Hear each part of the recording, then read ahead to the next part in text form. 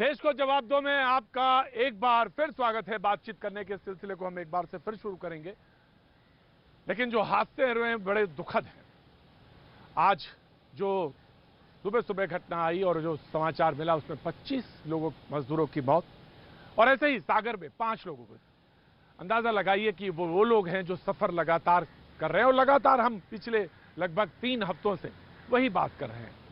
तमाम सारे सवाल हैं, तमाम सारे पैकेजेस हैं, तमाम सारी बातचीत है, लेकिन नतीजा वो है कि सब सामने। मैंने बताया कि दुर्घटना भी क्यों हो रही है, इस पर एक दिन पूरी बातचीत हमने इस पर भी करी, लेकिन हम बातचीत शुरू करें, सारी तमाम बातें करें।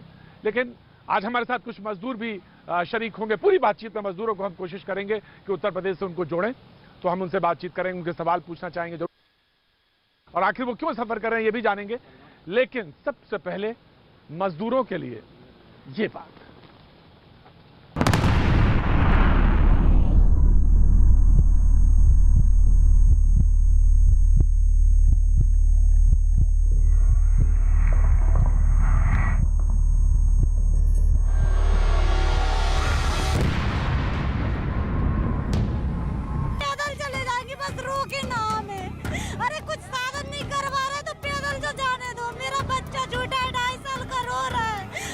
घर पे आ जाओ, मम्मी घर पे आ जाओ, कैसे जाओ। शहरों की रौनक उन्हें रास ही न आई, नजदीक होकर भी हमसे दूर थे वो।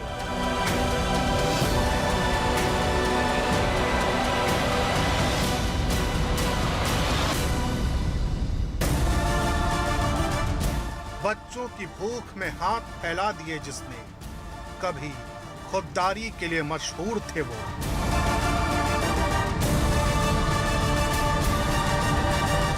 गहराई कितनी है शहर वालों की बुनियाद में ये मत पूछना, हमारे मकानों के पहले मजदूर थे वो। 2-3 महीना काम किए, पेमेंट कुछ नहीं मिला, ऐसे पैदल आ रहे हैं। परदेश में रहे तो भूख मार देती है,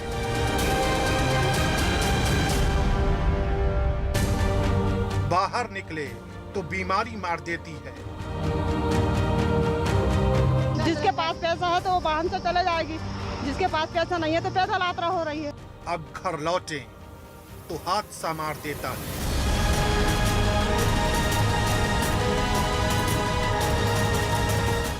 हम अपने घरों में आबाद हैं, मगर मजदूरों के हिस्से कभी औरैया कभी औरंगाबाद है। मार दीजिए ना, मर जाए जनता, क्या करे।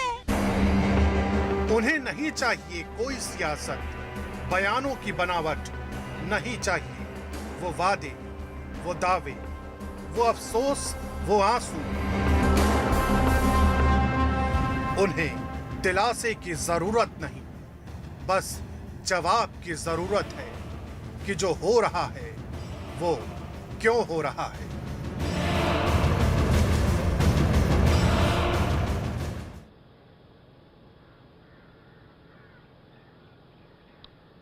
सवाल यही है कि आखिर ये सिलसिला रुकता क्यों नहीं मैनेज हो पाया, क्यों तमाम सारे सवाल लगातार पूछे जा रहे हैं, क्यों ये सिलसिला लगातार चलता जा रहा है। आज उत्तर प्रदेश सरकार ने भी कुछ कहा कि बड़ी सख्ती के साथ, पिछले 1 हफ्ते का उनका ऑर्डर है, उन्होंने कुछ ऐसे सख्त कदम उठाए, SHO को लेकर बात कही है। यही बात राजस्थान सरकार ने कही है, सख्ती की भी बात कही है। लेकिन जो एक वो बाइट थी, जो आवाज़ थी, जो आप तक पहुंची होगी, वो 2.5 साल का बच्चा लगातार माँ से पूछता कि कब आओगे, कब आओगे। मैंने कहा कि मैं कोई इमोशनल बातचीत, कोई तमाम वो सारे सिलसिले नहीं जोड़ना चाहता। आप वाकिफ है, तमाम सारे चैनल, तमाम सारे लोग इसी पर बात कर रहे हैं। मैं सिर्फ ये एक बात ये कहना चाहता हूं, जो आज मजदूर हमारे साथ जुड़ेंगे मिर्ज़ापुर से, वो हमारे साथ सामने दिखाई पड़ रहे हैं। वो 2 लोग, खासतौर से 4 लोग वो जो मजदूर हैं जिन्होंने लंबा सफ़र तय किया, वो हमारे साथ मौजूद रहेंगे। विनोद और देशराज हैं हमारे साथ, जो बताया कि मिर्ज़ापुर से जुड़ रहे हैं हमारे साथ। मैं उनके पास जाऊंगा, लेकिन मैं बता दूं कांग्रेस के प्रवक्ता अखिलेश जी हमारे साथ जुड़ रहे हैं, उनका भी स्वागत है, बहुत बहुत शुक्रिया। अनुराग जी हमारे साथ समाजवादी पार्टी का पक्ष रखने के लिए मौजूद हैं, बहुत बहुत शुक्रिया। हमारे साथ VM सिंह साहब किसान नेता हैं, वो हमारे साथ जुड़ रहे हैं, बहुत बहुत शुक्रिया। बीजेपी के प्रवक्ता कुछ देर में हमारे साथ शरीक होंगे। मैं चाहूँगा सारे प्रवक्ताओं से कि पहले हम मजदूरों के पास चलें, और विनोद हमारे साथ जुड़े हैं। विनोद जी, आपके साथी भी हमारे साथ हैं। मैं जानना चाहता हूं कि कहां से चल के आप मिर्जापुर पहुंचे, ये पहले जानना चाहता हूं कि कहां से चले थे आप, विनोद जी।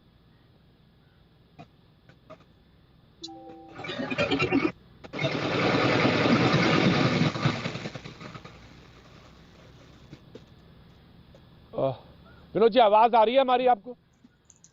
विनोद जी आवाज आ रही है आपको मेरी? विनोद जी,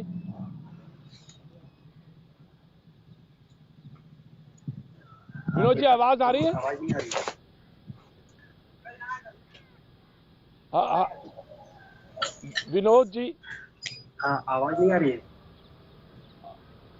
जी पूरे है ना जी, हाँ जी विनोद जी बताइए, कहाँ से चले थे, कहाँ से शुरुआत की थी, मिर्जापुर कहाँ से पहुंचे विनोद जी? नहीं, उस समय आ रहा था, अभी जस्ट कट गया। हाँ, अभी जस्ट कट गया ऑडियो। विनोद, आपके साथी की जी, मैं आपको देख सकता हूं विनोद जी, मैं आपको देख सकता हूं, मैं आपसे बात करना कर रहा हूं। मैं ये जानना चाहता हूं कहां से सफर शुरू किया था, कहां से सफर शुरू किया था आपने, तो कहां से पहुंचे, मिर्जापुर कहां से पहुंचे? अगर आपको हमारी आवाज ना मिल रही हो तो फोन निकाल के बात करें मुझसे, लेकिन बात करें।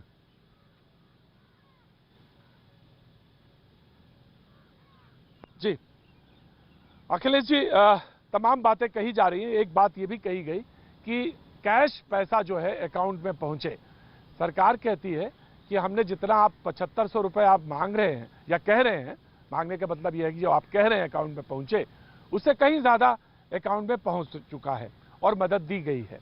अभी बीजेपी के प्रवक्ता नहीं है, लेकिन मैं जानना चाहता हूं, सरकार का पक्ष ये है कि हमने उससे ज्यादा कैश राशि जो है वो डाली है। अखिलेश जी। प्रतीक जी, देखिए, बुरा मत मानिएगा, अगर कोई ये दावा सरकार में बैठा व्यक्ति कह रहा है कि मैं बुरा मानूंगा, सुनिए, अब सुन लीजिए। अगर ये सरकार कह रही है कि हमने 7500 से ज्यादा लोगों के खातों में पहुंचा दिया मजदूरों किसानों को, तो पत्रकार का पक्ष बनता है कि वो पूछे कि कैसे पहुंचाया, कौन सी, कब पहुंचा, कैसे पहुंचाया आपने।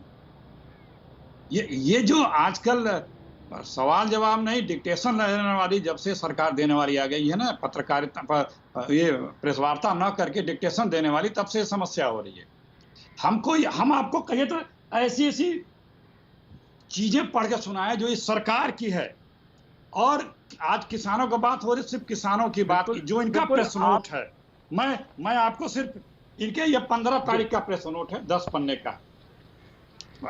देखिए किस तरह से ये सरकार झूठ बोलती है। मोदी तो 20 लाख करोड़ झूठ बोली गए। केंद्र सरकार ने, रिजर्व बैंक ने नाबार्ड को जो रुपया दिया है उसको एक बार जोड़ा। नाबार्ड ने वही रुपया जब किसानों को दे रही है तो उसको फिर जोड़ रहे हैं। अब नाबार्ड या किसानों को पैसा कैसे मिला? जो देखिए लिखा, नाबार्ड के जरिए 30,000 करोड़ रुपया अतिरिक्त आपातकाल पूंजी जो इनको किसान क्रेडिट कार्ड को जाता है, वो हर साल जाता है, उसको आप जोड़ लिया। सबसे इंटरेस्टिंग है, देखिए जो इसी पहले ही पन्ने पे जो 15 तारीख का प्रेस नोट है, जो तीसरा कॉलम है, उसमें तीसरे कॉलम के तीसरे में लिखा, लॉकडाउन अवधि के दौरान न्यूनतम समर्थन मूल्य एमएसपी पर खरीद 74,300 करोड़ रुपए से भी अधिक राशि हुई है। आप किसानों से गेहूं खरीद रहे हैं और उसका भुगतान करेंगे और उसको भी बता रहे हैं कि हम ये अनुदान दे रहे हैं। किस तरह से ये सरकार किसानों के साथ मजाक ही नहीं, क्रूरतम कृत्य कर रही है। बिल्कुल अखिलेश जी, ये गिना रहे हैं। मैं एक लाइन का पढ़ के सुना सकता हूं। और जो इन्होंने, बिल्कुल आप नहीं, आप बिल्कुल हमें अगर आप समय देंगे तो मैं आप कह रहे हैं, आप लगा के रखा हूं, मैं गिना सकता हूं। और सुनिए, यूपी सरकार का टारगेट है, बिल्कुल अखिलेश जी, यूपी सरकार का टारगेट, बिल्कुल अखिलेश जी, मैं आ रहा हूं आपके पास। अखिलेश जी, इससे रिलेटेड 10 सेकंड प्लीज, इतना देर में सुना देता। यूपी सरकार का 55 लाख मीट्रिक टन गेहूं खरीदने का, जो 15 अप्रैल से 15 जून तक के बीच में खरीदना है, ये सरकार का जियो है। लेकिन कल की तारीख तक मात्र 15 लाख मीट्रिक टन गेहूं खरीदा है। मतलब 55 लाख मीट्रिक टन खरीदना है, एक महीने में 15 लाख मीट्रिक टन ही खरीदा है, अभी 40 लाख मीट्रिक टन खरीदना बाकी है। दूसरी बात, इस साल का गन्ना किसानों का, सिर्फ इस साल का 17,000 करोड़ रुपए यूपी का बाकी है। 17,000 करोड़ रुपए गन्ना किसानों का, जो 1 साल से चीनी मिल मालिकें गन्ना ले चुकी हैं, वो 8 महीने से भुगतान नहीं कर रही हैं। ये सब चीजें सिर्फ झूठ बोलना, सत्ता के शीर्ष पे बैठे लोग आकर के मजाक करते हैं, एकदम आपराधिक मजाक करते हैं किसानों के साथ। नहीं, ठीक है, बिल्कुल ठीक है अखिलेश जी, आपने बात रखी। मैं ये जरूर जानना चाहता हूं कि क्या पंजाब में, राजस्थान में, छत्तीसगढ़ में, महाराष्ट्र में क्या सोना बरस रहा है या सुख बरस रहा है, और वहां के मजदूर वहां से क्यों निकल पड़े, ये भी मैं जरूर जानना चाहूंगा। मैं कोई ऐसी बात नहीं कह रहा हूं जी, लेकिन मैं ये जरूर जानना चाहूंगा कि जो अनिल और सिकंदर, नहीं, आप मेरी बात को अन्यथा मत लीजिएगा। मैं ये जानना चाहूंगा कि हर जगह के किसान परेशान क्यों हैं। मैं ये भी जानना चाहूंगा कि मैं आपसे वहां का भी हालचाल लूंगा, जरूर लूंगा, कि अगर वहां की परेशानी है, अगर एक ही जगह परेशानी है तब तो जरूरत है, जायज है, लेकिन हर जगह है परेशानी तो मैं वो भी जानूंगा। लेकिन सिकंदर, समय देंगे तो मैं सब बता दूंगा। सब बताइएगा, आपको सब पता है। बिल्कुल बिल्कुल बिल्कुल, तब तक वो बीजेपी के प्रवक्ता भी आ जाएंगे, मैं आपकी बात आगे सिलसिला बढ़ा दूंगा। सिकंदर जो हमारे साथ मौजूद हैं, मजदूर, मैं उनसे सबसे पहले मुखातिब होना चाहता था। सिकंदर, आपको हमारी आवाज आ रही है? जी सर। सिकंदर, आवाज आ रही है आपको? मैं जानना चाहता हूं भाई कि आप कहां से चले और कहां तक पहुंचे। जी बताइए, आप कहां से चले और मिर्जापुर तक कहां से पहुंचे, कहां से चले थे आप? मुंबई में थाने में रहते हैं।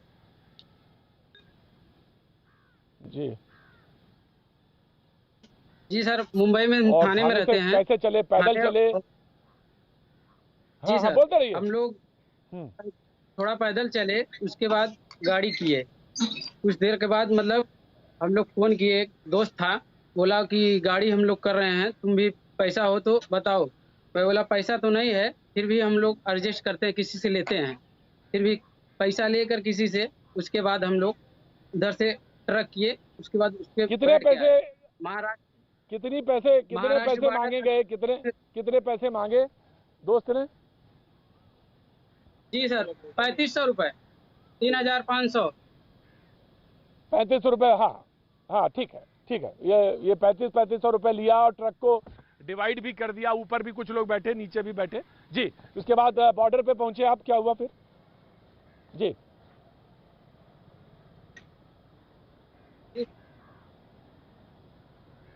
हाँ सर, उधर से निकले हम 3500 रुपए देकर, 3500 रुपए। जी, उसके बाद आए उधर उत्तर प्रदेश, उधर सॉरी एमपी में आए तो उधर तो खाना पीना का, पानी पीने का सब व्यवस्था था, उधर मिला। फिर उसके बाद आए इधर यूपी में तो जब यूपी में पहुंचे तो अपना इधर ढाबा पर रुक के खाना पीना खा के, उसके बाद रात दिन ट्रक ड्राइवर, 2 ड्राइवर थे, उन लोग चला के उसके बाद आके इलाहाबाद छोड़ा। तो आके हम लोग इधर, कितने लोग थे ट्रक में? सरोही अस्पताल, कितने लोग थे जयपुरा? कितने लोग ट्रक में थे? कितने 42 लोग थे और 10 बच्चे थे। 42 लोग एक ट्रक में थे?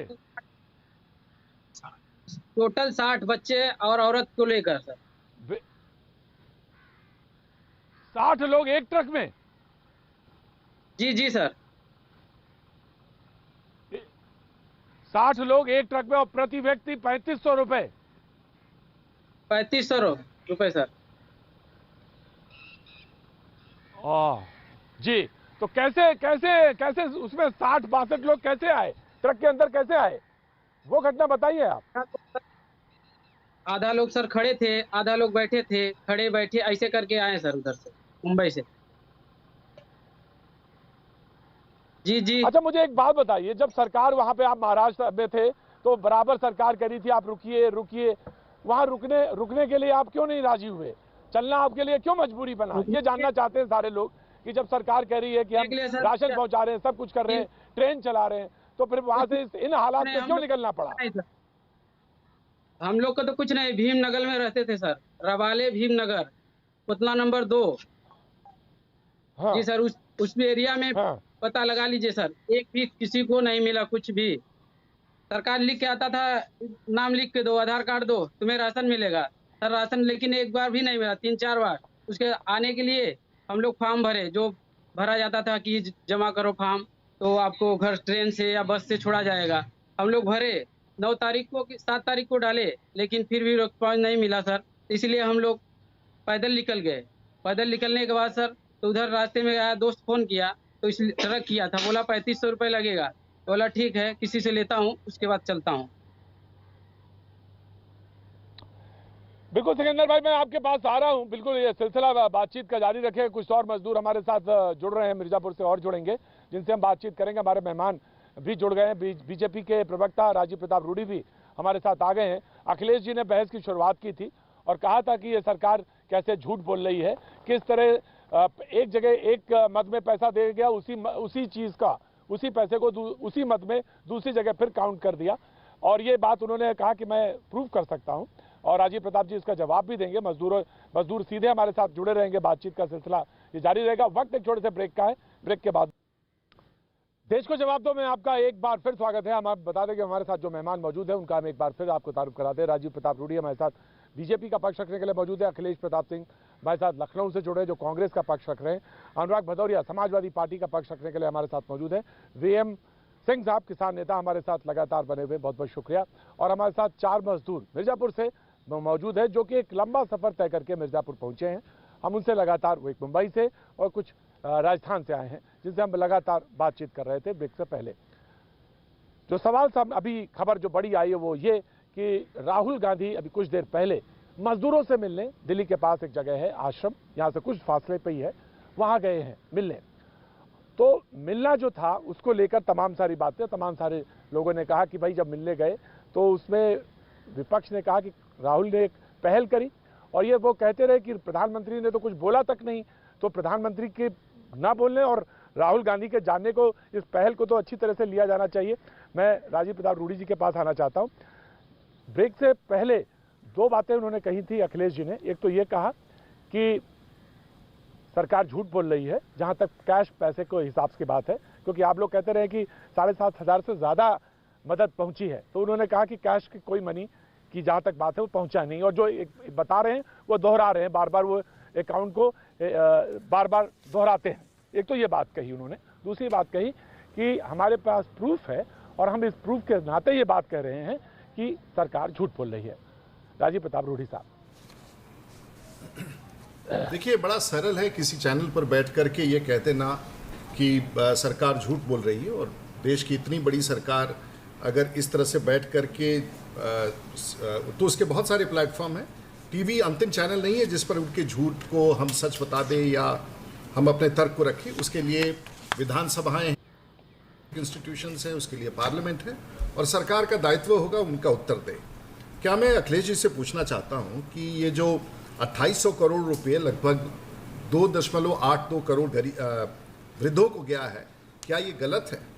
क्या जो 40 करोड़ देश के किसानों को और नागरिकों को जो फ्री राशन गया है 3 महीने के लिए, उसे बढ़ाया गया है, क्या वो गलत है? क्या कंस्ट्रक्शन सेक्टर के 2.2 करोड़ लोगों को जो 4,000 करोड़ रुपया दिया गया है, क्या ये गलत है? कहीं भी आप किसी विषय को उठा करके देख ले, स्पष्ट तौर से सरकार, चाहे वो जनधन के माध्यम से हो या फिर डायरेक्ट कैश ट्रांसफर के अतिरिक्त खाद्य सामग्री के माध्यम से हो, क्योंकि एक चीज़ आपको महसूस करना पड़ेगा कि शुरू के स्टेज में जो राज्य सरकारों की व्यवस्था है, जिसमें कि राजस्थान की सरकार भी है, छत्तीसगढ़ की सरकार की है, और मध्य प्रदेश की भी सरकार है, बिहार की भी सरकार होगी, कोई भी, जो सहायता राशि जाम से सीधे तौर पर पहुंचाने की व्यवस्था है, चाहे वो जनधन हो, आधार हो, मोबाइल हो, इसके कॉम्बिनेशन से जो डायरेक्ट ट्रांसफर ऑफ पैसा था वो निश्चित रूप से लगातार तौर पर किया गया है। कहना बड़ा आसान है, लेकिन ये संकट इतना बड़ा है कि यदि कोई एक बार में कह दे कि जो 2.5 महीने का, जो 2 महीने का ये जो लॉकडाउन है, इससे जो स्थिति उत्पन्न हुआ है, इसे कोई भी दावे के साथ नहीं कह सकता है कि अंतिम रूप से ये सब कुछ ठीक है। ये एक छोटा सा पहल है, और सरकार इस अप्रत्याशित स्थिति से निपटने के लिए निरंतर प्रत्येक दिन, क्योंकि ये एक प्रकार से पूरे अर्थव्यवस्था पर, पूरे देश में पॉज बटन लगा है, और उस समय की प्राथमिकता थी जान बचाना, स्वास्थ्य व्यवस्था, चिकित्सा को मजबूत करना और आगे बढ़ना। हाँ बोलिए, जरूर बोलिए। देखिए रूडी जी, झूठ तो अब लाल किला और संसद से भी बोला जा रहा है, तो ये मत कहिए कि अब झूठ नहीं बोला जा रहा है। और कौन बोल रहा है? जो लाल किला पे जो चढ़ के बोलता है वही बोलता है। आपने 3 बातें कही। वृद्धों को जो पेंशन 2800 करोड़ दिया गया है, आप सांसद रहे, मंत्री रहे, आपको जानकारी है। वृद्धा, विकलांग और विधवा, ये 3 पेंशन इंदिरा गांधी के समय से शुरू हुई थी और आज के तारीख में हर किसी को 1000 रुपये महीना मिलता है और 3 महीने पे इसका भुगतान होता है। आधा पैसा स्टेट बियर करती है, आधा सेंटर बियर करता है। तो अगर वो कंटिन्यूटी के पेंशन मिल रहे हैं तो इसको आप अपना एहसान क्यों मान रहे हैं? कोई नया दिए हैं क्या? चलिए आप मिल रहे हैं, आपका ही है वो। आप मान लीजिए इंदिरा गांधी जी ने दिया है और इंदिरा गांधी जी जीवित है, वही चला रहा है, उसमें पात्र हैं। एक मिनट प्लीज रुकिए। ये जो पात्र हैं 3 तरह के, उनको कंटिन्यूटी में मिल रहा है। ये आपने लॉकडाउन के कारण कोई एक्स्ट्रा अलग से नहीं दिया है। दूसरी चीज सुनिए, 40 करोड़ रुपया आपने 40 करोड़ राशन धारकों को बताया है। ये खाद्य सुरक्षा कानून के तहत खाद्य सुरक्षा कानून के तहत राशन धारकों को ये मिल रहा है। आपने जो जारी किया है अभी, वो पढ़ दे रहा हूं मैं। आपने जो कल जारी किया है 14 तारीख का है। पहला यह प्रवासी कामगारों के लिए सभी राज्यों, संघों, शासित क्षेत्रों के प्रति कामगार 2 महीने यानी मई जून 2020 के लिए प्रति महीने प्रति कामगार 5 किलोग्राम की दर से खाद्यान्न प्रति किलोग्राम का मुफ्त आवंटन किया जाएगा। अभी मई जून में जो रूटीन क्या है, उसके अलावा आप जो कामगार वापस लौट रहे हैं उनको 5-5 किलो आप देंगे। ये आपका कल का PIB का प्रेस नोट है 14 तारीख का। मैं इनके प्रेस नोट ही कहिए मैं पूरा पढ़ दूं, उसी में तो सारा झूठ उसी में लिखा है। इन्होंने खुद लिखा है, हम खुद नहीं कह रहे हैं। अब आप देखिए माननीय रूडी जी, आपकी सरकार कहती है, कल जो पढ़ा था आपने वित्त राज्य मंत्री जी ने, उन्होंने कहा है, तीसरा कॉलम है PIB के प्रेस नोट में है, तीसरा कॉलम, लॉकडाउन अवधि के दौरान न्यूनतम समर्थन मूल्य MSP पर खरीद 74,300 करोड़ रुपए से भी अधिक की धनराशि हुई थी। ये तो जब से देश आजाद हुआ तब से MSP खरीदी जाती है, और आप कोई चीज खरीदें हैं तो किसान को उसका भुगतान करेंगे। ये आपकी कौन सी लॉकडाउन की योजना कही जाएगी भाई? इसी तरह सारा लिखा है आपने, जो होता आ रहा है वो करते रहे। देखिए, हम अगर ट्रेन का भाड़ा कहेंगे तो ये नहीं देंगे, हम सोनिया गांधी कहेंगे कि ट्रेन का भाड़ा हम देंगे तो ये नाराज होंगे, उल्टा सीधा बोलेंगे। अब प्रियंका जी ने, हम 1 महीने से कह रहे हैं कि बसों से लोगों को घर पहुंचाओ, आप नहीं पहुंचा रहे। आज प्रियंका जी ने मुख्यमंत्री जी को लेटर लिखा है कि हम बसों का भाड़ा देंगे, आप हमें परमिशन दीजिए पहुंचाने के लिए। 1 महीने से बहस हो रही है, 5 बार तो हम आप खुद रूडी जी बहस कर चुके हैं, लेकिन सड़कों पे पब्लिक पैदल चलने वालों की संख्या रुक नहीं रही है। कल आपके गृह सचिव ने कल चिट्ठी लिखी 30 दिन बाद, बोले प्रदेश के चीफ सेक्रेटरी को चिट्ठी लिखी कि आप जो मजदूर पैदल चल रहे हैं उनकी व्यवस्था करें। बाहर जागृत सरकार, बोलिए। इतने में तो इससे पहले तो कुंभकर्ण भी जग गया था। बोलिए प्रतीक जी, मैं बोल सकता हूँ या नहीं बोल सकता हूँ? बोलिए, बता दीजिए। बोलिए अखिलेश जी, एक बार अभी आप अभी बोलिए, जवाब दीजिएगा। अभी भदौरिया रुकिए, अनुराग जी रुकिए, आता हूं मैं आपके पास। अनुराग जी आता हूं मैं, अनुराग जी आ रहा हूं। मैं अखिलेश जी बोलना चाह रहा हूं कि अब इंदिरा जी की आत्मा आ गई भारत में कोविड के दौरान, और उनकी योजनाओं का ही लाभ मिल रहा है। चलिए, देश के लोगों को ये आपने सुना के अच्छा किया कि इंदिरा जी की योजनाओं की आत्मा जो उनकी आज भारत में उनका रूप दिख रहा है, उनका हम सम्मान करते हैं। उसी के कारण आज लोगों को, या सुन लो भाई साहब, सुनिए तो ना आगे। दूसरा है कि MSP तो कोई नया चीज नहीं, सही किया, लेकिन MSP का क्या लागत तब मिलता था और दुगुना मूल्य अभी क्या मिलता है, और किसान का भुगतान पहले भी खरीद होके होता, भाई सुनिए तो भाई, और आज भी होता है, लेकिन तब क्या होता था और आज क्या होता है, ये समझना जरूरी है, और वही फर्क आपको समझना होगा। तो देश की कल्याणकारी योजनाएं जो भारत की सरकार चला रही है, उसमें इंदिरा जी की रूह है और इंदिरा और नेहरू परिवार का रूह है। ये आपने ये स्पष्ट कर दिया हम आपके मानसिकता। दूसरा, आपने कहा जो राशन, आपको थोड़ा पढ़ना शुरू कर दीजिए। जो कल निर्मला जी ने घोषणा किया है वो पिछले 3 महीने के बाद अतिरिक्त 3 महीने का किया है, लेकिन आप पुराना प्रेस नोट तो पढ़े नहीं, कल वाला पढ़ रहे हैं। तो संकट है कि पुराना थोड़ा का अध्ययन तीसरा भी दिन ठीक तो है, से पुराना कीजिएगा कौन सा प्रेस नोट? तो संकट उड़ आज का जाएगा। प्रेस नोट अभी अब अपलोड आपसे नहीं क्या हुआ बात PIB करना में। है? कल और देश परसों आपको का सुनने प्रेस के लिए नोट मेरे तैयार ही पास नहीं है। है। प्रेस नोट है वो अखिलेश जी, additional मैं चीज आता हूं। बोलेगा, अनुराग भाई साहब, अनुराग तो भदौरिया, देखिए, अनुराग भदौरिया हमारे साथ मौजूद हैं। जी, मैं बिल्कुल आता हूं। जी, मैं आता हूं। प्रतीक मैं जी, आता हूं अखिलेश जी, आता प्रतीक हूं। जी, अनुराग अनुराग आप हाँ, अनुराग जी, जी अनुराग जी। आप देखिए जी, अनुराग इतनी जी। अच्छी बातें अभी जी। अभी इतनी अच्छी बातें रूडी जी ने और अखिलेश जी ने की।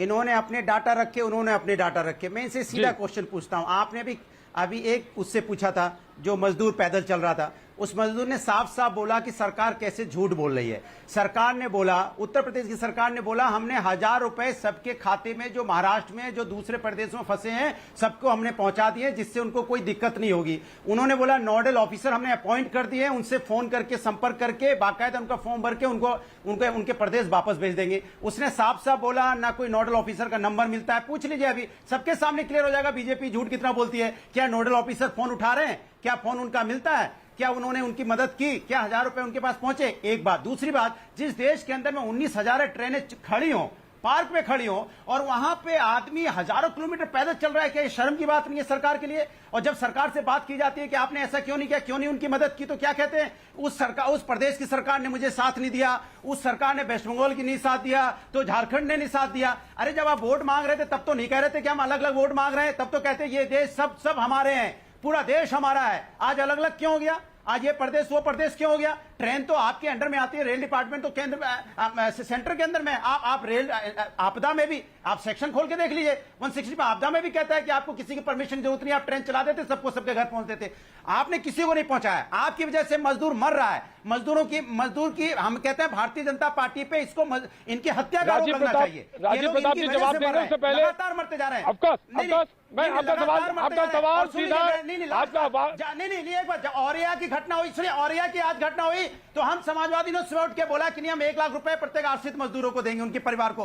भारतीय जनता पार्टी की सरकार उत्तर प्रदेश में सोती रही, फिर 11 बजे कहती है नहीं हम 2 लाख रुपए देंगे। अरे सरकार है, केंद्र में भी है, राज्य में भी है, जो मजदूर मर गए हैं उनके परिवार के लिए आप कम से कम 10-15 लाख रुपए तो आप दीजिएगा ना।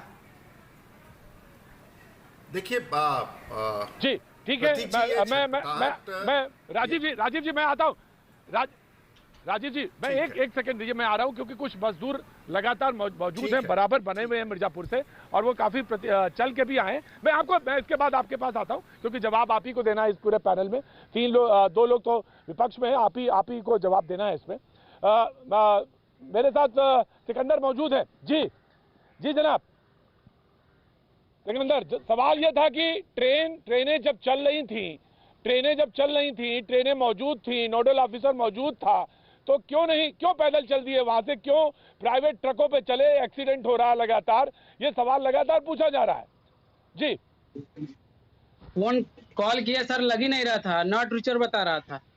उसके बाद वो फॉर्म भरा गया कि आपको छोड़ा जाएगा।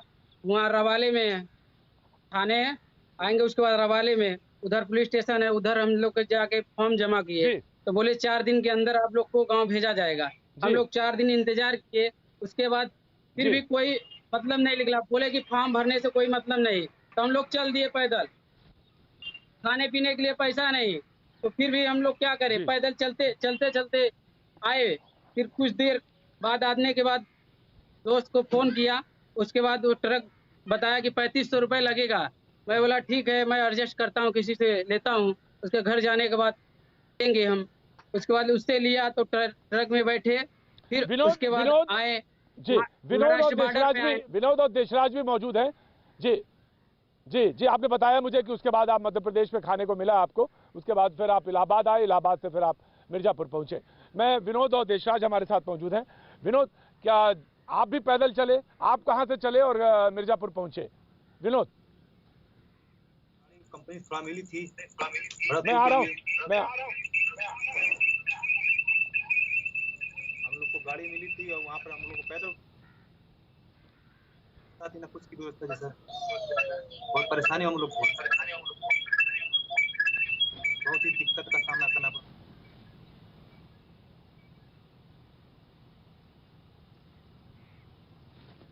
जी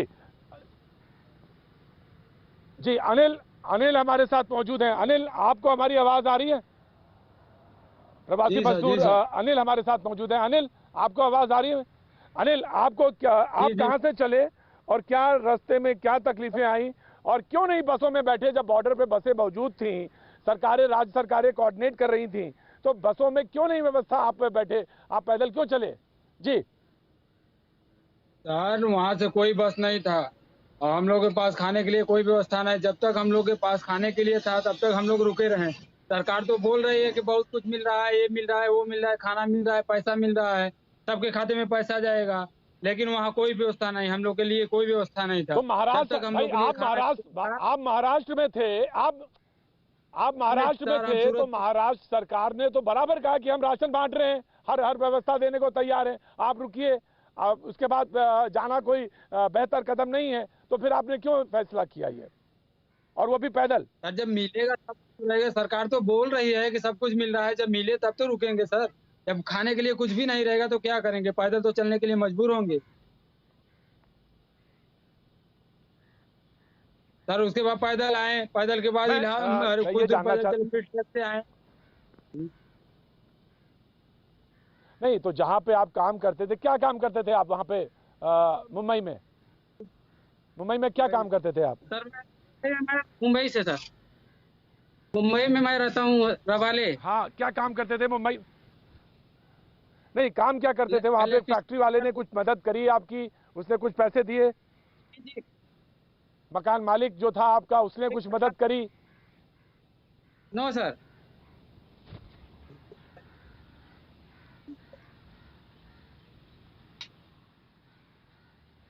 जी जी हाँ, अनुराग, आप कुछ कहना चाह रहे थे? मैं आता हूँ अनुराग आपके पास। जी जी जी अनुराग, आप कुछ कह रहे थे? मैंने आपसे हाँ बिल्कुल, मैंने आपसे बोला था कि भारतीय जनता पार्टी की सरकार झूठ पे भी झूठ बोलती है। देखिए, ये मजदूर हैं, ये साफ कह रहे हैं कि नोडल ऑफिसर फोन नहीं उठाते, इन्होंने जो मदद भेजी है उनको मिली नहीं। 99% लोगों को मदद मिली नहीं, जो सरकार भारतीय जनता पार्टी की उत्तर प्रदेश की और केंद्र की भी कह रही थी। उत्तर प्रदेश सरकार कह रही थी हमने 1000 रुपए सबके लिए व्यवस्था कराए, उनका खाने के लिए, उनके अकाउंट में भिजवाए। किसको भिजवाए ये आपके सामने खड़े। इसके मतलब भारतीय जनता पार्टी झूठ बोलती है और कागजी बातें करती है। एक कागजी बातें होती ना, जैसे प्रेस कॉन्फ्रेंस, मोदी जी आएंगे, 20 लाख करोड़ कितने चाहिए, शुक्रवार 40 लाख करोड़ नहीं बोला।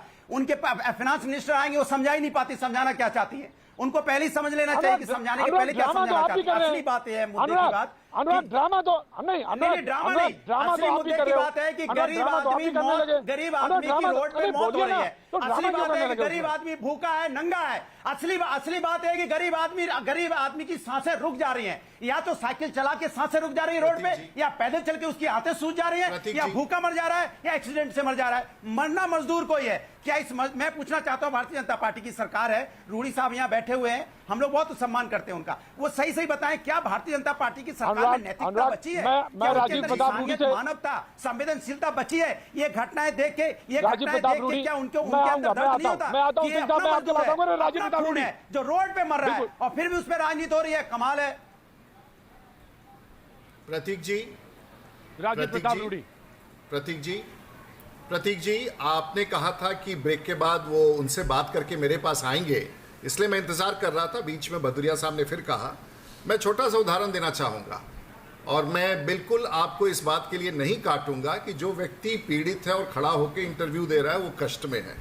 मैं उदाहरण देना चाहता हूं कि बिहार सरकार ने, जैसे उत्तर प्रदेश की सरकार ने भी किया, उसी प्रकार से बिहार की सरकार ने निर्णय लिया कि जो भी अप्रवासी मजदूर है उसके खाते में हम 1,000 रुपया देंगे।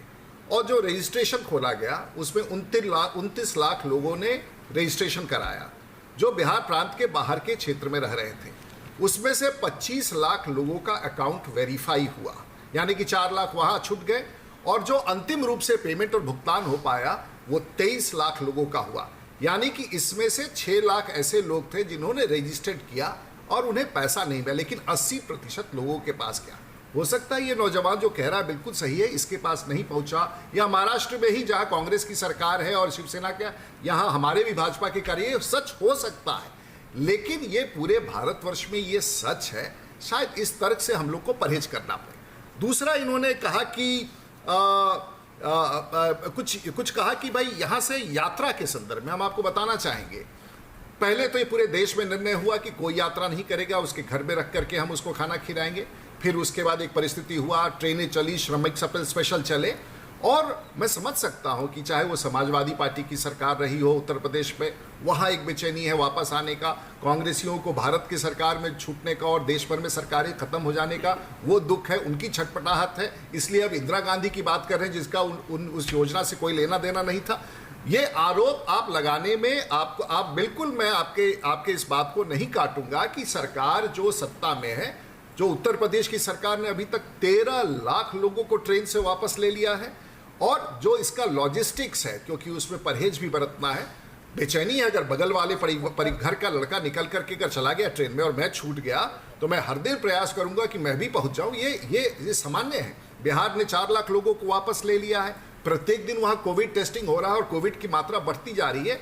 ये तो चुनौती सरकारों के लिए और राज्य सरकारों के लिए और उस उद्योग के लिए है कि आखिर इतनी बड़ी संख्या में कांग्रेस के जमाने से लेकर के जो पूरा ट्रांस माइग्रेशन भारत का हुआ है, ये जो राज्य अविकसित रही हैं, जिनमें लंबे अवधि तक कांग्रेस और दूसरे सरकारों का भूमिका रही है, तो ये पाप जो कांग्रेस ने किया है उसका भुगतान तो हमें करना ही पड़ेगा। क्योंकि अगर आप देखें, मैं एक अंतिम आंकड़ा देना चाहता हूं, उसके बाद आप पूरे भारतवर्ष का नक्शा, अगर आप अखिलेश जी से पूछिएगा कि पूरे भारतवर्ष में 117 जगह है जहां principal commissioner of income tax है, 117 स्थान पर, और उसमें 7 शहरों में 70 लोग बैठते हैं और पूरे भारतवर्ष में 60, यानी कि मुंबई, पुणे, कलकत्ता, चेन्नई, इस प्रकार से 7 जगह है जो पूरे भारत का पैसा आता है। हमारे मजदूर कमाने जाते हैं, हमारे भाई कमाने जाते हैं उत्तर प्रदेश से, पश्चिम बंगाल से या गरीब राज्यों से जाकर के देश की आमदनी बढ़ाते हैं। अब तो देश में एक बड़ा सवाल खड़ा होगा कि आखिर जो विकसित राज्य नहीं है, जिन कारण से भी विकसित नहीं हो, देश के प्रधानमंत्री के लिए अब बड़ी चुनौती है कि देश का विकास सब बराबर तभी हो सकेगा जब सभी राज्य सरकारें बराबर। ये तो अप्रत्याशित स्थिति है। 15 करोड़ लोग पेट भरने के लिए गरीबी की अवस्था में अपने राज्यों को छोड़ के गए हुए हैं। हमें तो अब सोचना होगा कि इस पर नीतिगत फैसला क्या होगा, और ये आई ओपनर है। और ये मैं फिर आरोप लगाना चाहूंगा कि ये कांग्रेस के जमाने का जो ये लॉपसाइडेड पॉलिसी है, जिसने भारत के इस पूरे डेमोग्राफिक का सिस्टम खराब किया है। पिसना जनता को ही है, नरेंद्र मोदी जी को उसकी भरपाई करनी पड़ी। पिसना जनता को ही है, मरना जनता को ही है, गरीब जनता को ही मरना। 70-60 साल तक इन लोगों ने जो देश के साथ धोखा किया, उसका एक नतीजा है। ठीक है, मैं अखिलेश जी आऊंगा, मैं आपके पास आऊंगा। अखिलेश जी, मैं बीएन सिंह साहब, मैं आपके पास भी आऊंगा। मैं क्वेश्चन पूछ लूं? नहीं, क्वेश्चन आप पूछिए, जरूर पूछिएगा, मैं आ जाऊंगा, ब्रेक के बाद आ जाऊंगा, आप जरूर सवाल पूछ लेगा। वीएम सिंह साहब अभी तक नहीं बोले, वक्त एक छोटे से ब्रेक के बाद में फिर इसको जवाब दो। मैं आपका एक बार फिर स्वागत है। बहुत सारे प्रतिक्रियाएं हैं हमारे पास, जो लोगों ने आया जनधन पैसे को लेकर उन्होंने कहा कि उनके अकाउंट में नहीं पहुंचा, किसी ने कहा कि नहीं मुझे मिला है, किसी ने कहा राशन 5 किलो एक बार मिला, दूसरे का भी इंतजार है। तमाम तरह के सवाल हैं, बहुत सारे लोगों ने कहे हैं। लेकिन हमारे साथ वीएम सिंह साहब भी मौजूद हैं, किसान नेता हैं, उनसे हम एक प्रतिक्रिया लेंगे, उसके बाद फिर हम रुख करेंगे आगे कांग्रेस के नेता की तरफ। वीएम सिंह साहब, देखिए ऐसा है, मैं तकरीबन 1 घंटे से बहस सुन रहा था और कहीं ना कहीं शर्मिंदगी आ रही थी। ये कांग्रेस और बीजेपी का मैच जो हो रहा है, ऑपोजिशन और रूलिंग पार्टी का जो मैच हो रहा है, हम कैसे भूल सकते हैं ये वही मजदूर हैं जो अपना गांव छोड़ के गए थे उनके राज में, और ये वही मजदूर हैं जो वापस आ रहे हैं आज बीजेपी के राज में। तो आज इस बात को छोड़ दें, आज देखें कि ये लोग कहाँ खड़े हैं, कैसे मदद करना है।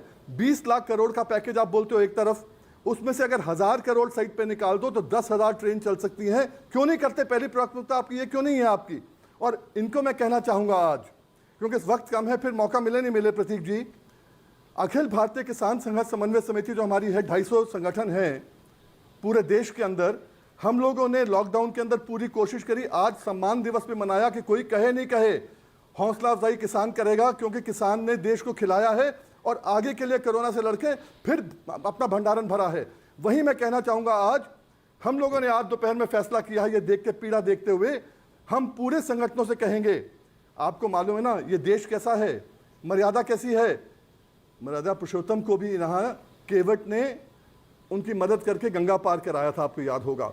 तो हम ये कहेंगे अपने संगठन वालों को कि एक काम करो, जहाँ पर रास्ते में दिखते हैं, अब गेहूं का समाप्ति हो गया है, आपको पैसा मिला नहीं मिला, ट्रैक्टर ट्रॉली खाली है, इन लोगों को घर लेके आओ, या अपने खलियान में लेके आओ, खाना वाना खिलाओ और इनको अपनी ट्रॉली में 20-25 किलोमीटर आगे बॉर्डर पार कराओ और आगे के अध्यक्ष को बोलो कि इनको आगे लेके जाए जहां लेके जाना है। ऐसे चेन बना के काम करो।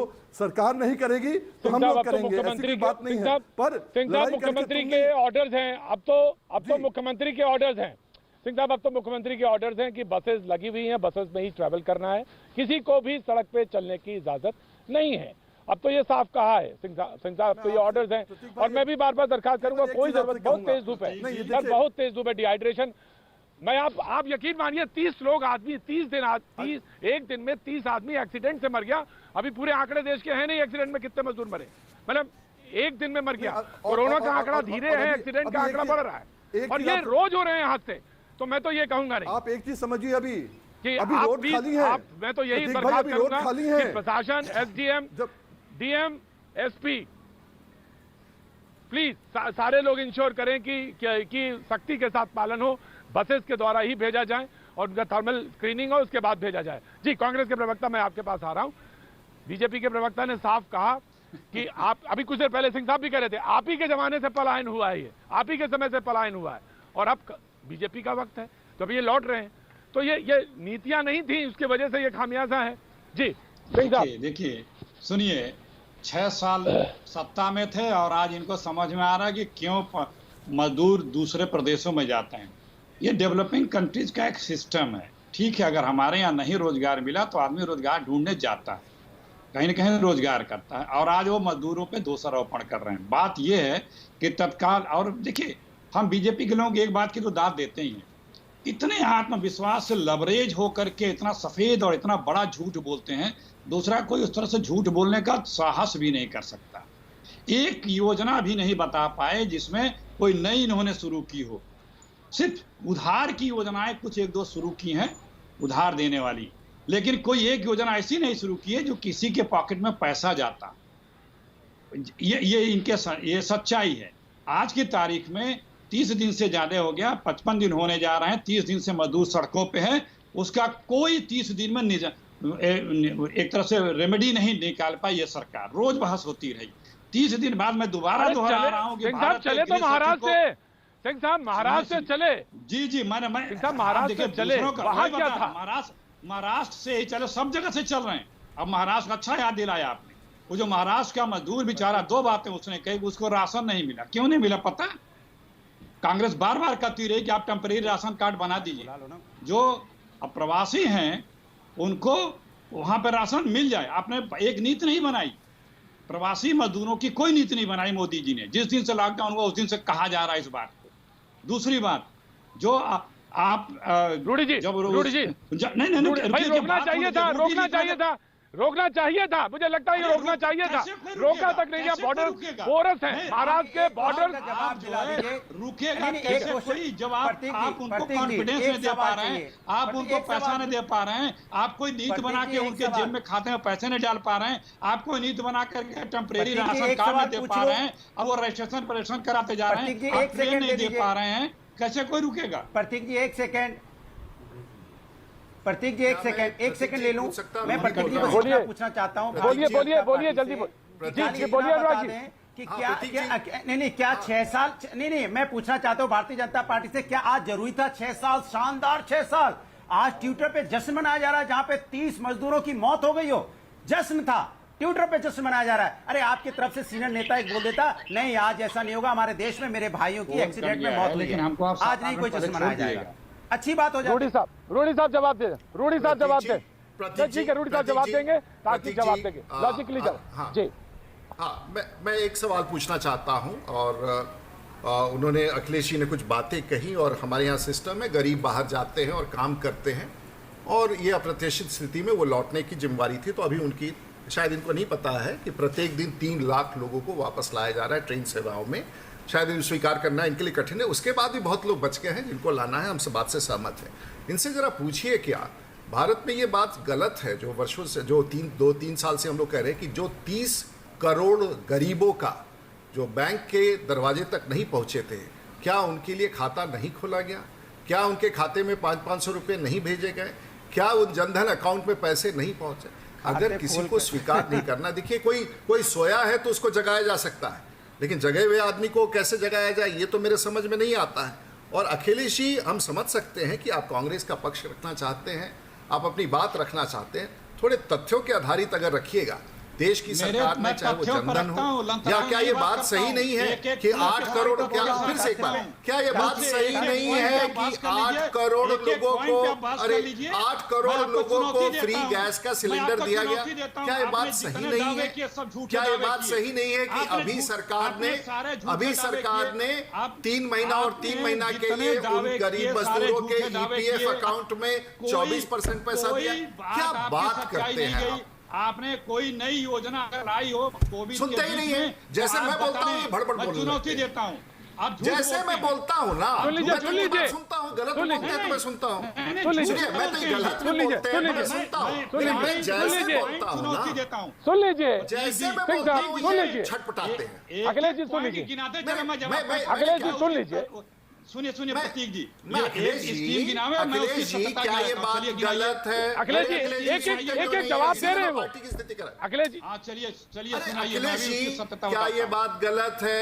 क्या ये बात गलत है कि सरकार ने 12 वृद्धा पेंशन का गिनाया? वो पहले से इनको कोई समझाए भाई, देश की जनता इस कांग्रेस के प्रवक्ता को अखिलेश जी, जो है अखिलेश जी 40 करोड़ राशन धारकों को गिनाया। अखिलेश जी, अखिलेश जी, अखिलेश जी ठीक है, अखिलेश जी, अखिलेश जी पॉइंट, यहाँ पे पॉइंट स्कोर करने की बात नहीं है। अखिलेश जी पॉइंट स्कोर करने की बात नहीं है, यहाँ बात है कि कौन सी योजना है and he has to reply, and he has to reply. Rajiv Pratap Rudy को जवाब देना पड़ेगा, वो जवाब दे रहे हैं, but you have to listen. बताने जिसमें गरीबों, किसानों, मजदूरों को पैसा दिया जाए। एक योजना आपकी गिनती, अरे भाई 1 मिनट, मैं मनीष तिवारी के साथ बताइए, कांग्रेस के, सुनिए तो सही। मेरा एक दिन 40 मिनट इंटरव्यू हुआ, कांग्रेस के प्रवक्ता है मनीष तिवारी, उन्होंने सब अपनी बात रखी, हमने सब अपनी बात रखी, वो मेरे कटु बातों को सुने, मैंने उनका कटु बातों को सुना। ये इनको थोड़ा सीखना चाहिए अपने पार्टी में। दूसरा ये है, क्या ये मुझे बताने का कष्ट करेंगे कि क्या देश में आज जो घोषणा हुआ है 1 नेशन 1 राशन कार्ड, जो माइग्रेंट्स के लिए है, देश का कोई भी मजदूर अब आने वाले दिनों में कहीं भी रहेगा, पंजाब, बिहार का पंजाब में रहेगा, उत्तर प्रदेश का मुंबई में रहेगा, उसको वहां राशन लेने की व्यवस्था की जा रही है। ऐसे 67 करोड़, अरे बाबा सुनिए तो, हम लोग को क्या पता? अरे बाबा सुनता नहीं है, भगवान इनको मदद करे, कांग्रेस इनको ट्रेनिंग में भेजे, कांग्रेस इनको ट्रेनिंग में भेजे। अरे भाई मेरा बात गलत होगा तो गलत होगा ना, डरिए मत। अरे बाबा हम डर कहाँ रहे, मेरा बात तो खत्म कर दीजिए। कैसे अरे ये कहें इंदिरा जी ने किया था, हम जानते हैं। ये फिर बोलेंगे इंदिरा जी की आत्मा ने बताया था, ये बोलेंगे कि इंदिरा जी की आत्मा ने बताया था। अरे फिर बोलेंगे राहुल जी की आत्मा ने बताया था। अरे साहब सुनना प्रतीक जी, ये राहुल जी और इंदिरा जी की आत्मा से बात करते हैं। सुनिए अखिलेश जी, राहुल जी और प्लीज रुकिए इनको रुकाइए, मैं सुना रहा हूँ। अरे भाई ये क्या बात करूं भाई, ये सुनते ही नहीं है। 1 साल से ये जब भी कोई बात कहिएगा तो कहेंगे कि कांग्रेस में दूसरे नहीं, मैं नहीं सुनूंगा। अखिलेश जी बात कैसे हो? मैं दोनों को रोकता हूँ। मैं मजदूरों के पास जा रहा हूँ, मैं मजदूरों के पास जा रहा हूँ, मैं मजदूरों के पास जा रहा हूँ, मैं झूठ नहीं बोलने दूंगा, मैं मजदूरों के पास जा रहा हूँ, मैं मजदूरों के पास जाने के अलावा कोई मेरे पास चारा नहीं है। नहीं, मेरी जवाब हो जाने भाई, उन्होंने कहा कि एक देश एक राशन कार्ड की बात कही, एक देश एक राशन कार्ड की बात कही। अब आप बात तो पूरी बात तो होने दीजिए ना अखिलेश जी। इसका जवाब लीजिए ना, इसका जवाब लीजिए। ये जब आधार अभी हम बोल रहे हैं जवाब था, तब ये लाया गया था, और एक देश एक नेशन कार्ड का 2 राज्यों में पायलट प्रोजेक्ट चल रहा है, और ये 2021 में पूरा होगा। उसके बाद मार्च 2021 के बाद एक देश एक राशन कार्ड स्कीम लागू होगी। और ये जो प्रेस नोट इनका है, इनके इस प्रेस नोट में भी ये बात लिखी है। ये अरे मैं आपके आने के पहले मैं बोल चुका हूँ, आप तब नहीं थे। आप ही का प्रेस नोट कहता है 2021 मार्च में ये लागू होगा। ठीक है, कैसे इनसे कोई ठीक है अखिलेश जी, ठीक है। आज के तारीख मैं सिकंदर के पास मैं हाथ जोड़ता हूँ, मैं सिकंदर के पास कांग्रेस के प्रवक्ता जो अपने नेता के आत्माओं से बात करते हैं। आधार शुरू किया गया। अखिलेश जी मेरी बात सुन लीजिए। ये योजना अखिलेश जी 2 राज्यों में पायलट ठीक है, प्रोजेक्ट अखिलेश भी चल रहा है, बिहार अखिलेश जी, में ठीक है। और एक और किसी प्रदेश में। Of course, आप of जो course, अखिलेश। नया कुछ किया हो वो बताइए। ठीक है मैं ये अखिलेश कह जी, रहा हूं, कोविड ठीक में है। नई कोई योजना बहुत सारी लागू की योजनाओं हो, ये में बताइए। अखिलेश जी झूठ बहुत बोलने सारी की योजनाएं, कौन सी इसमें कटरी कहने है? में कोई दिक्कत नहीं, बहुत सारी योजनाओं हो सकता है अरे आपकी मैं तो आपकी वही कह रहा थिंकिंग हूं टैंक कि में हो, नहीं, एक तो मैं कह रहा हूं, बीजेपी ने एक किया योजना हो, गिना तो दे। लेकिन कौन सी, अरे भाई बात तो सुनिए, बात तो सुन लीजिए। प्रतीक जी एक योजना एक बताता हूँ, पूछते एक मैं बोलिए एक राजीव बताता जी, हूँ। राजीव जी बताओ। बोलिए, राजीव जी बोलिए। ये पूछिए कि 8 राजीव करोड़ अच्छा 30 करोड़ जनधन अकाउंट खुल करके पैसे गया, वो मानने के लिए तैयार नहीं है, क्योंकि इनका सब योजना या तो इंदिरा जी के आत्मा से जुड़ा है या राजीव जी के आत्मा से, उसके बाद कोई योजना भारत में चलाई नहीं है। मैं इनसे पूछता हूं कि ये बताए कि 8 करोड़ महिलाओं को फ्री गैस का सिलेंडर मिला कि नहीं मिला? बोलिए ये योजना भी नहीं था, और अभी 3 महीने तक गैस का सिलेंडर फ्री दिया गया कि नहीं गया? अब ये भी इंदिरा जी के आत्मा से आता है क्या? आप पुराने सारे बजट को कोविड में जोड़ रहे हैं। सुन लीजिए, ये देश की जनता सुने, ये 5 साल पुरानी योजना है, उसको अरे भाई आज आप अभी गिना दिया रहे हैं। 3 महीने का फ्री गैस का सिलेंडर। सुनिए, यही तो आप झूठ बोल रहे हैं ना, कि आप 5 साल के बजट को गिना के कह रहे हैं कि मैंने 20 लाख करोड़ रुपए दे दिए। यही तो झूठ है, मैं और क्या कह रहा हूँ? अरे भाई आप कोई नई योजना लाए हो तो गिनाए ना। अरे तो आप जो किसान सम्मान निधि दे रहे हैं, वो पिछले आप जो किसान सम्मान निधि दे रहे हैं, मेरा गला खराब हो गया। मैं सिकंदर के पास आना चाहता हूँ, अनुराग में आ रहा हूँ आपके पास, मैं सिकंदर के पास आना चाहता हूँ, मजदूर से जी, मैं सिकंदर के पास जाना चाहता हूँ। सिकंदर आप मुंबई से चल के मिर्जापुर पहुंचे हैं, मैं आपके पास आना चाहता हूँ। मैं ये जानना चाहता हूँ, आप गांव पहुंच गए तो अब आगे की योजना क्या, यहीं रुकेंगे या वापस मुंबई जाने के बारे में अभी सोचते हैं? और अगर गांव में रहेंगे तो क्या कुछ नया करना है, इसके बारे में कोई योजना है, कोई दिमाग में चित्र है आपके? सिकंदर जी सर, मेरा एक रिक्वेस्ट है इस सरकार से कि हम यहाँ पे रुकेंगे तो खाएंगे क्या? खाएंगे, रुकेंगे, खाएंगे, लेकिन यह ये योजना एक है भी नहीं, कोई काम धाम मिलेगा नहीं, तो हम लोग करेंगे क्या? भूखे मरेंगे यहाँ भी वहाँ भी। इससे अच्छा है कि कोई सरकार ऐसा योजना बनाए कि सब मजदूरों को कुछ रोजगार मिले और खाने को भी मिले। सर नहीं, देखिए रोजगार गारंटी योजना में आपको नाम रजिस्टर्ड कराना होगा पहले, जो अनिवार्य कार्य उसमें है, उसमें एक है। और विकल्प आपके सामने क्या है? आप क्या सोचते हैं? वापस मुंबई, तो ऐसी स्थिति में वापस मुंबई जाने के बारे में सोच रहे हैं आप? और कब सोच रहे हैं ये भी जानना जरूरी है, क्योंकि बहुत सारे लोग सोच रहे होंगे। क्या सोच रहे हैं ये जानना भी जरूरी है, क्योंकि अंततः कहीं ना कहीं गति तो आनी है और फैक्ट्रियां चलनी है। सर हम तो जाना ही नहीं चाहते हैं। हम अपने सरकार से कहना चाहते हैं कि सर हमारे उत्तर प्रदेश में ऐसा कंपनियां बनाया जाए कि जो यहाँ मजदूर हैं खुद काम करे और खुद रहे अपने ही देश में। राजीव प्रताप रूडी कुछ हाथ उठा रहे थे। जी मैं आ रहा हूँ तुम्हारे अनुराग, आ रहा हूँ मैं। राजीव को जवाब देना चाह रहे थे। हाँ, अंतिम रूप से इस नौजवान ने जो बात कहा, ऐसे मजदूर देशभक्त मजदूर हैं, ये बिहार के, उत्तर प्रदेश के। इसने कहा मैं घर रह के मजदूरी करना चाहता हूं, राज्य सरकारों को अपने यहाँ व्यवस्था करनी चाहिए। बड़े उद्योग जो मुंबई में लगाते हैं, महाराष्ट्र में बैंक उनको पैसा दे के लगवाते हैं, उनको बिहार, उत्तर प्रदेश, झारखंड में लगाना चाहिए। इस व्यक्ति को मैं सम्मान करता हूं कि उसने ये काम जो कोई कांग्रेस के नेतृत्व ने आज तक देश में नहीं बोला, एक छोटे से बच्चे ने, मजदूर ने कह दिया। मैं इसकी बातों से सहमत हूं, नंबर 1। और इसमें कहीं दूसरा अखिलेश जी का जो योजना है, तो अखिलेश जी मेरा एक ही आपसे रिक्वेस्ट है, हम पर चिल्लाइए मत इतना। हम आपके बाकी प्रवक्ताओं से भी मेरी मित्रता है। आप बताइए कि क्या देश की सरकार हेलीकॉप्टर में पैसा भर करके, हेलीकॉप्टर, हवाई जहाज, हर जगह जहां मजदूर घूम रहा हो, गरीब हो, वहां से पैसा नोट नीचे बरसा दे? ऐसा ही योजना बनाना आप चाहते हैं? जनधन में नहीं जाए, उनके अकाउंट में नहीं जाए, उसके खाते में नहीं जाए, उसका कोई अकाउंटिंग नहीं हो, जो कांग्रेस के जमाने में होता था। बहुत सही कहा। तो हम लोग आपकी बात लोग सुन रहे होंगे कि हेलीकॉप्टर में पैसा भर करके सीधे लोगों के सर पर गिरा दीजिए, वो पॉकेट में लेके चले। मैं हेलीकॉप्टर की जरूरत नहीं थी, हेलीकॉप्टर की जरूरत नहीं है। आप सिर्फ इतना करते नहीं, हेलीकॉप्टर की जरूरत नहीं। आप सिर्फ इतना करते, जो लोग गरीब हैं, एक्चुअल जो गरीब हैं कितने, 70 करोड़, 80 करोड़। आपने 20 लाख करोड़ की बात की थी, जिसमें एक मिनट, जिसमें 8.5 करोड़ ऑलरेडी आरबीआई ने बैंक को पंप किया था। नहीं, एक मिनट, अरे सुन लो मेरी बात सुनो। अरे आपसे बहस के तमाम सिरे, लेकिन मैं सिर्फ इतना कहना चाहता हूं, मैं अनुराग में जोड़ूंगा आपको, अनुराग में फिर जोड़ूंगा आपको। मैं वादा कर रहा हूं आपसे, मैं फिर बहस में आपको लेके आऊंगा, शरीक करूंगा और मजदूरों पर ही बहस करूंगा। मैं आपसे बार बार कह रहा हूं क्योंकि समाजवादी पार्टी का एक पक्ष है कि वो मजदूरों के हिस्से पे बोलना चाहती है। मैं लेके आऊंगा, आपको जरूर वादा करता हूं। लेकिन आज अभी बस सिर्फ इतना, बने रहिए हमारे साथ, देखते रहिए न्यूज़ 18 इंडिया।